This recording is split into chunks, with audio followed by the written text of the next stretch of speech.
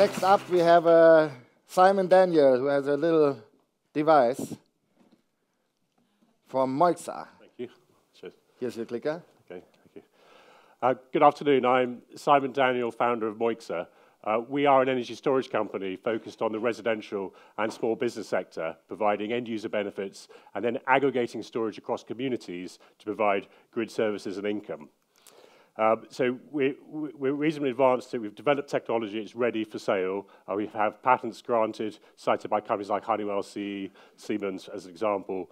We've had about £3.33 million of public and private funding, notably contracts from government and grants from government. We're currently in the middle of a large-scale pilot for the Department of Energy and Climate Change as the official UK grid edge test of storage in homes, PV self-consumption, across 300 homes, and that aggregates as about 0.5 megawatt-hour as storage as service for grid tests. We're early revenue in selling to some contracts for R&D and sales to houses and also to social landlords. And we see storage as an inflection point, particularly with rising DC and digital demand from Internet of Things. We're currently raising a couple of £1 million to scale our commercial international sales side. Storage itself is a perfect storm of drivers. I think it's becoming quite a saturated market. I think we've had a couple of storage presentations here. In some sense, we're a bit like Sonnen. We're probably a fifth of the scale for companies, people who were there yesterday, except we're aggregating the storage to give more impact to the network and help the value case for making storage cheap or free to end users. And we also enable DC integration. So on the right-hand side, what's interesting is the DC proportion of technology, which is always on, is growing. I asked Cisco yesterday, do they know how much energy they're going to cause in the future? But that's rising, is always on, it's very difficult to shift, and there's more batteries in the household. So we're looking both to put batteries in and also to manage the consumer batteries around optimal grid times. And what's interesting is if you put storage at the edge of the grid, it's worth 50% more than putting it at the center of the grid because more people benefit. And equally, if you use that storage for local DC demand, you get maybe a third more out of your sort of round trip losses compared to using mains. Initially, we make our Maslow product. It's very small.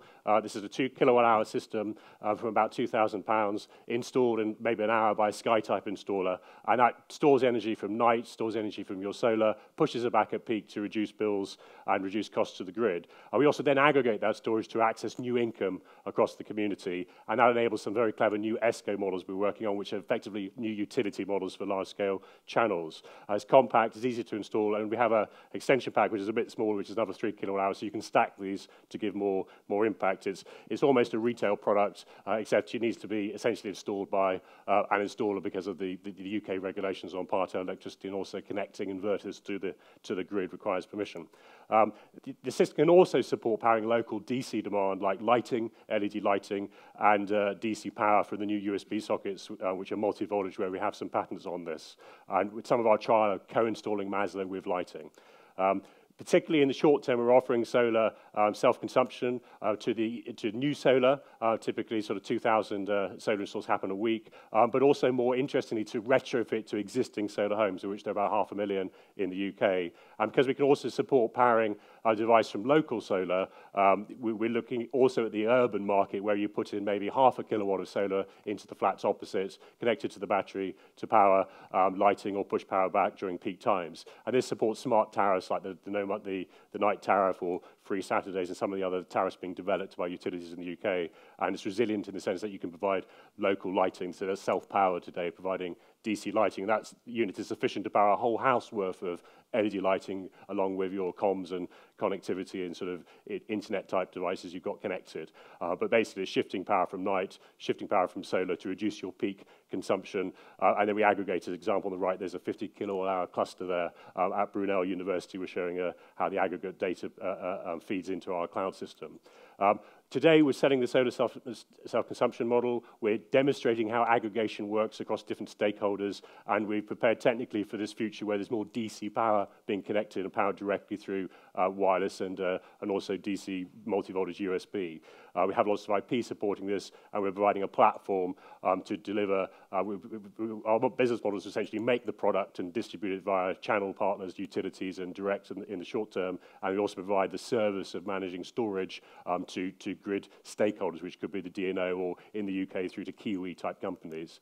And what we demonstrate with this is basically if I put storage in lots of homes, it aggregates as a sort of pumped hydro station. So our goal to put Maslow in millions of homes this decade using a Sky-type deployment model where you can do multiple installs per van per day and then aggregating it as storage. And that's very interesting because we can deliver gigawatt-hour scale storage in the UK without using mountains. And essentially, there aren't enough mountains to put pumped hydro in the UK. So essentially, the distributed storage is a benefit because also you can do central storage, but also you can do local network issues as well as grid resilience and shift of energy for the end consumer. And we're really tackling a Maslow hierarchy of storage benefits. And the only way storage really works today is if you access some of the benefits from the network and have multiple people benefiting from your storage. If it's end customer, it's quite a tight value proposition. If you make the storage available to some of these participants on an on-demand basis or systemically for the nation, it's much more impactful and the economics are significant. And particularly in the UK, we're spending 177 billion on this whole stack. Our argument is if I spend $1 billion on storage at the grid edge, it saves me a few billion out of the whole stack. So we're working with DEC on the evidence for that. We work with lots of projects and partners across a wide range of DNOs, utilities, stakeholders in the business. We've got £800,000 of TSP grants to work with some of the companies at the bottom during next year on community energy pilots of this. We've also worked with DNOs in the Low Carbon Network Fund. And these are some customer examples. Cola Theatre a bit further that way where there's 10 kilowatt hours installed powering lighting. Brunel University is 25,000 square foot of LED lighting and Maslow. And then we're working with 100 RSL-type houses as good early adopters for technology to the comments in the last speaker.